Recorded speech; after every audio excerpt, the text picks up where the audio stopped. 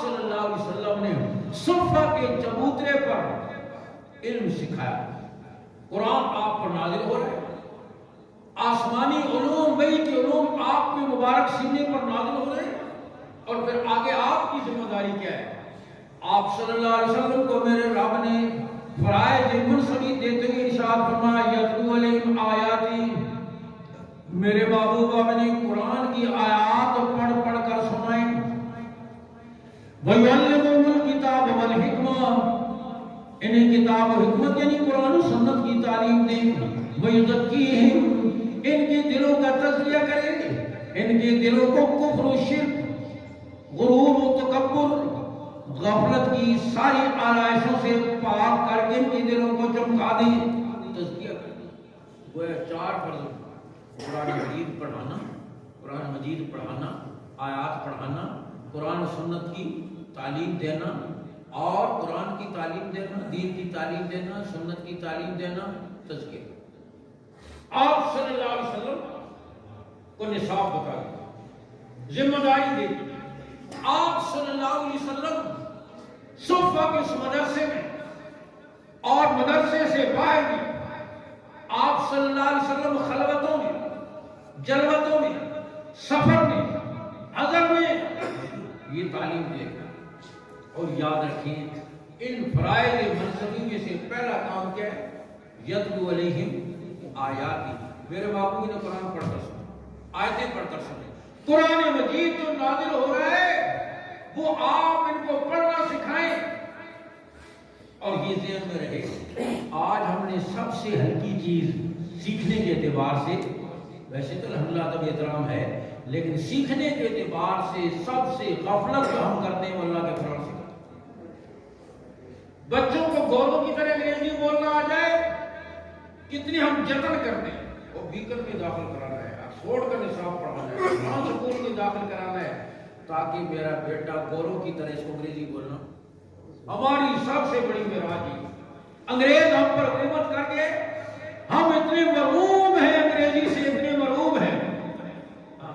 اسی کو ہم ترقی کی معراج سمجھتے. اور ہماری ترقی اتنی ہے، پہلے باپ کہتے تھے، پھر ابا کہنا شروع کر دیا، پھر ڈیڈی کہنا شروع کر دیا، پھر پاپا کہنا شروع کر دیا، پھر بابا کہنا شروع کر دیا. سمجھتے بہت ترقی کر.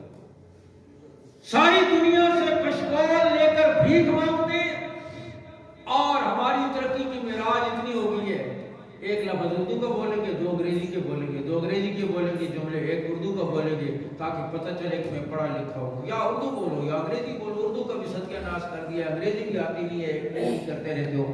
ہاں میں عرض کرتا ہوں ہم نے مرغوب ہو گئے، انگریزی زبان سے مرغوب ہو گئے. اور یاد رکھیں علماء انگریزی زبان کے خلاف نہیں ہیں. صحابہ نے مختلف زبانیں سیکھی ہیں، حضور کے حکم پر سیکھی ہیں. سریانی زبان سیکھی ہے اور عبرانی زبان سیکھی ہے، لیکن زبان ہے. لیکن ہوتا کیا ہے؟ تاریخ پر نظر ڈالیں، جس قوم کی زبان آتی ہے اس کی تہذیب آتی ہے، اس کی تہذیب بھی اس کے ساتھ. یہ جتنے ملک ہیں، یہ اردن ہے، مراکش ہے، الجزائر ہے وغیرہ، یہ عرب تو نہیں تھے. یہ علاقے فتح ہوئے اور عربی زبان آئی تو عربی تہذیب بھی آ گئی. زبان تہذیب اپنے. جب ہم انگریزی پڑھنا شروع کرتے ہیں نا، ہمارے بچے انگریزی پڑھنا شروع کرتے ہیں، ساتھ تہذیب خود آتی ہے. اب وہ نکر پہنتا ہے، وہ شرٹ پہنتا ہے، شروع سے اس کی ٹانگیں ننگی ہم نے کی ہوئی ہیں، اور یہاں وہ ٹائی لگاتا ہے. ہاں، اور اس کو بیچارے کو کچھ پتہ نہیں. معصوم بچے کا ذہن ہم مسا کر دیں. یہاں سے ایک بچہ گزر رہا تھا، سکول سے واپس آ رہا تھا، میں نے گزرا گیٹ کے سامنے سے، تو میں کہا میں لیر جی کیوں پڑی ہوئی، یہ گلے میں یہ لیر کیوں ڈالی ہوئی؟ کہتا ہے استاد جی لیر نہیں ہوتی، جیسا ٹائی آتے ہیں. میں کہا یہ کیوں پہنی ہوئی ہے؟ سردی لگتی ہے، کس کے لیے پہنی ہوئی ہے؟ پتہ نہیں، سارا دن دکھایا کر. ہم نے ان بچوں کو اپنی تہذیب چھوڑ دی، ان کی تہذیب میں ڈالا کہ شاید ہم ترقی کر جائیں، لیکن اور ہم ایسے مرغوب ہیں.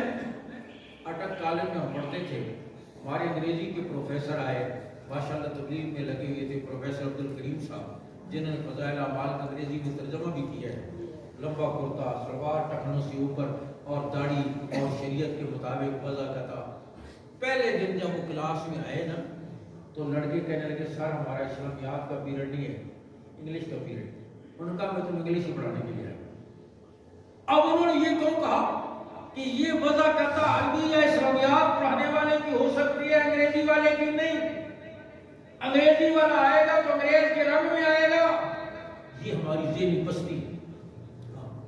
اور میں عرض کروں آج ہماری سب سے بڑی معراج یہ ہے والدین کی، بچے کو انگریزی آ جائے، ترقی تو پھر بھی نہیں ہوئی۔ ساری دنیا سے بھیک مانگ مانگ کر ہم ذلت کا نشان کر گئے، ہمارا سبز پاسپورٹ ذلت کا نشان بن گیا۔ ملکوں میں سفر ہوتے ہیں، دوسرے لوگوں کو پاسپورٹ دیتے ہیں، بڑے شوق سے ہوتے ہیں، ہمارا پاسپورٹ پیچھے کرتے رہتے ہیں۔ ہر آنے والا کہتا ہے ہم کشکول توڑیں گے۔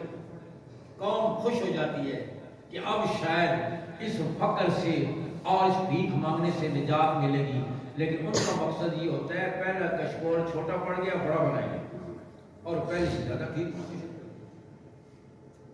تو میں یاد کر رہا ہوں کہ حضور اقدس صلی اللہ علیہ وسلم جو دین لے کر تشریف لائے، آپ صلی اللہ علیہ وسلم نے صفا کے چبوترے پر پڑھایا۔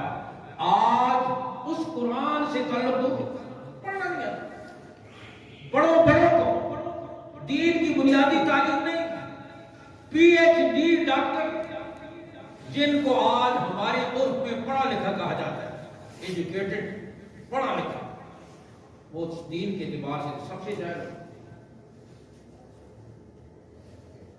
پی ایچ ڈی ڈاکٹر کے والد کا انتقال ہوا، میت پڑی ہوئی ہے، صفحے بنی ہوئی ہیں، مولوی صاحب جنازہ پڑھانے لگے، وہ نوجوان تھاڑے مار مار کر رونے لگا۔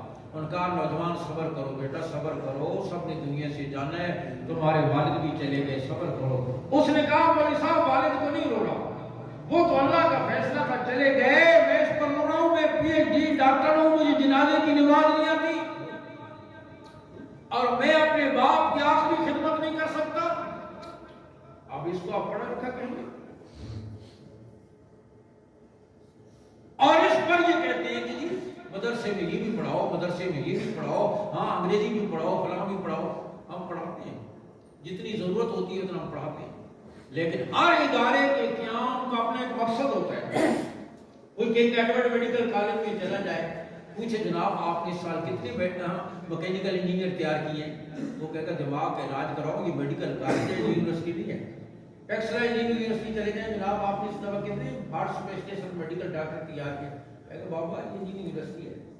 لا کالج میں چلے جاؤ، آپ نے اس دفعہ کتنے اردو کے ادیب تیار کیے ہیں، کہ بابا یہ لا کالج ہے، اردو ادب کالج نہیں ہے۔ ہر ادارے کے قیام کا اپنا ایک مقصد ہوتا ہے، اور وہاں تو ہم یہ سمجھتے ہیں نہیں دو کشتیوں میں قدم رکھیں گے تو نہ ادھر کے رہیں گے نہ ادھر کے رہیں گے۔ یہ تخصص کا دور ہے، اسپیشلائزیشن کا دور ہے، اسپیشلسٹ ہمیں چاہیے، اور ادھر یہ بھی پڑھاؤ یہ بھی پڑھاؤ یہ بھی پڑھاؤ، مولوی صاحب کو یہ بھی پڑھاؤ ہمارے بچے۔ اور خاص طور پر ہمارا یہ دنیوی طبقہ جو ہوتا ہے نا، مقتدر طبقہ، نہ بیچاروں نے مدرسہ دیکھا ہوتا ہے، نہ مدرسے کے نصاب کا پتہ ہوتا ہے یہاں کیا پڑھایا جاتا ہے، وہ سمجھیں گے روٹی چھوٹیاں کھاتے ہیں، ختم سے نہ پڑھتے ہیں، بس اس کے بعد آپ ذہن میں رکھیں درجہ اولا سے لے کر دور حدیث میں یہ جو درس نظامی ہے 16 قسم کے فنون پڑھائے جاتے ہیں، 16 قسم کے۔ میڈیکل کالج میں اتنا نہیں پڑھنا پڑتا جتنا جہاں یہاں پڑھنا پڑتا ہے، ہمیں پتہ ہی نہیں ہے کہ اس کا نصاب کیا ہے، یہاں کیا پڑھایا جاتا ہے۔ عربی گرامر ہے، صرف ہے، نحو ہے، منطق ہے، فقہ ہے، اصول فقہ ہے، ہاں حدیث ہے، اصول حدیث ہے، تفسیر ہے، اصول تفسیر ہے، بلاغت ہے، عربی ادب ہے، منطق ہے، پتہ نہیں کتنے قسم کے فنون پڑھائے جاتے ہیں، کتنے قسم کے فنون، اور اس کی کتنا پڑھنا پڑتا ہے ہمیں اس کا پتہ ہی نہیں ہے۔ وہ سمجھتے ہیں روٹی چھوٹی کھاتے ہیں، بس ختم، درود پڑھا اور دعا کر کے، نہیں۔ یہ دینی علم میں نے عرض کیا کہ الحمدللہ ان مدارس میں یا بر صغیر ان مدارس میں یہ پڑھایا جاتا ہے، اور اس انداز میں پڑھایا جاتا ہے، اس انداز میں پڑھایا جاتا ہے کہ درجنوں قسم کے فنون یہاں پڑھائے جاتے ہیں، اور بڑے کھلے دل کے ساتھ۔ ہمارے وزیر، ہمارا یہ مقتدر طبقہ جو کبھی کبھی مدرسے میں کسی دینی پروگرام میں بلا لیا جاتا ہے، اور پھر وہ آ کر اپنا علم چھاڑتے ہیں. ایک وزیر کو بلایا ہم نے ایک پروگرام، اب اس نے شروع میں جو آیت ہی پڑھی تھا کہ بے وقوف بھائی اگر تجھے آیت نہیں پڑھنی ہے تو ویسے دو تین باتیں کر لے، تجھے کیا ضرورت ہے آیت پڑھنے کی. اب آیت اس نے پڑھی شروع میں اور پھر اس نے کہا جی مدرسوں کے نصاب میں یہ ہونا چاہیے، یہ ہونا چاہیے. تو سید اللہ شاہ بخاری رحمہ اللہ کے صاحبزادے سٹیج پر بیٹھے تھے، بعد میں انہوں نے تقریر کی، کہا کہ وزیر صاحب نے یہ بات کی ہے، جو جس نصاب کی یہ بات کر رہے ہیں وہ نصاب آئے گا تو پھر اسی طرح کے لوگ تیار ہوں گے جیسے یہ بیٹھے ہیں. ایک آیت ٹھیک نہیں سے پڑھنی ہے اور پھر کہتے پڑھو درود شریف کو اللہ وحدہ لا شریک لہ، درود شریف کا پتہ نہیں. اور پھر بڑے کھلے دل کے ساتھ پنجاب کے سابق ایک وزیر اعلیٰ سے شہباز شریف صاحب سے ہماری میٹنگ ہوئی، کہنے لگے میں انڈونیشیا گیا، جو ڈاکٹر ہے وہ جمعے کا خطبہ بھی دیتا ہے، وہ جو انجینئر ہے وہ درس قرآن بھی دیتا ہے، میں چاہتا ہوں پاکستان میں بھی ایسا ہو. یہ انہیں بڑا شوق ہوتا ہے. ہم نے کہا جی ہوگا، پاکستان میں بھی ایسے ہوگا، آپ یونیورسٹیوں میں تفسیر پڑھائیں، یونیورسٹیوں میں تجوید پڑھائیں، یونیورسٹیوں میں آپ فقہ پڑھائیں، اور پھر جو ڈاکٹر ہوگا وہ جمعے کا خطبہ بھی دے گا، درس قرآن بھی دے گا. آپ تو دن بدن نکالتے چلے جا رہے ہیں، سورہ توبہ نکال دی، سورہ انفال نکال دی، آپ نے حدیث نکال دی، دن بدن نصاب میں جو دینی جز تھا آپ اس کو نکالتے چلے جا رہے ہیں. تو پھر کہاں سے جمعے کو خطبہ دے گا وہ، اور کہاں سے درس قرآن دے گا؟ اس بیچارے کو تو سورہ فاتحہ نہیں آتی، اس کو پتہ ہی نہیں ہے، پہنچ گیا وہ 20ویں اور 22ویں گریڈ میں، لیکن دین کا تو کچھ پتہ نہیں. مرحوم ضیاء الحق کے زمانے میں آپ بڑی عمر کے لوگوں کو یاد ہوگا، انہوں نے اعلان کیا کہ آج کل ظہر کی نماز دفتروں میں سرکاری وقت میں ہوگی اور ہیڈ آف ڈپارٹمنٹ امامت کرے گا. اسلام آباد کے ایک منسٹری میں آرڈر آیا اور سیکرٹری اپنے جوائنٹ سیکرٹری سے کہنے لگا یار یہ آرڈر آیا ہے ظہر کی نماز پڑھانی ہے، میں نے تو کبھی پڑھائی نہیں ہے. اس نے کہا سر ظہر کی نماز کون سی مشکل ہے، میں پڑھا دوں. اچھا تو پڑھا دے. اور اس نے ظہر کی نماز پڑھانا شروع کی اور اونچی آواز سے قرات الحمدللہ رب العالمین پڑھنا شروع کیا. پیچھے سے لوگوں نے سبحان اللہ کہا، اس نے اور اونچی آواز سے قرات کی. نماز کے بعد ایک جونیئر ملازم نے ڈرتے ڈرتے کہا سر یہ تو ظہر کی نماز تھی، اس میں تو قرات اونچی نہیں ہوتی. اب افسر آدمی اتنی جلدی بات کہاں سے مان رہے؟ اس نے کہا نہیں، ہم نے کتنی دفعہ جمعہ پڑھا ہے ہماری سب اونچی قرات کرتے ہیں. کلی جمعے کا حکم اور ہے، ظہر کی نماز کا حکم اور ہے. کہا پھر تم نے مجھے بتایا کیوں نہیں؟ کہا ہم تو بتاتے رہے، سبحان اللہ کہتے رہے. کہنا میں نے سمجھا مجھے اچھا پڑھنے پر اپریشیٹ کر رہے ہو، شاباش دے رہے ہو، اس لیے میں تو اور اونچا پڑھتا. آپ اندازہ کریے اتنی دین سے دوری. تو ہم نے کہا ڈاکٹر کو دین کی ضرورت نہیں، انجینئر کو دین کی ضرورت نہیں، سائنسدان کو دین کی ضرورت نہیں، وکیل کو دین کی ضرورت نہیں، ایگریکلچر انجینئر کو دین کی ضرورت نہیں، ان کو دین پڑھاؤ پھر یہ سارے کام کریں گے. اب وہاں تو کہتے ہیں نہیں جی نہیں، اسپیشلسٹ چاہیے نا، پھر تخصص نہیں رہے گا، نہ ادھر کے رہیں گے نہ ادھر کے رہیں گے.